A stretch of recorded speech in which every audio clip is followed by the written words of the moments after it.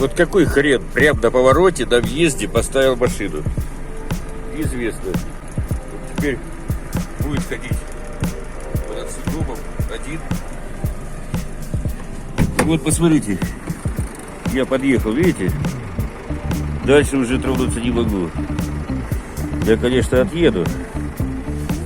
Но ставить машину вот так на повороте и оставлять, тем более здесь заезд, там подъезжают машины, загружаются, разгружаются.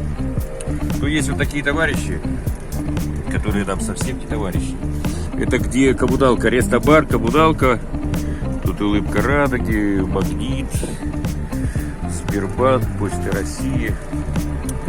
В общем, и Кольский, выезд на Кольский, на проспект Кольский. Если знают, что за район, в Первомайском.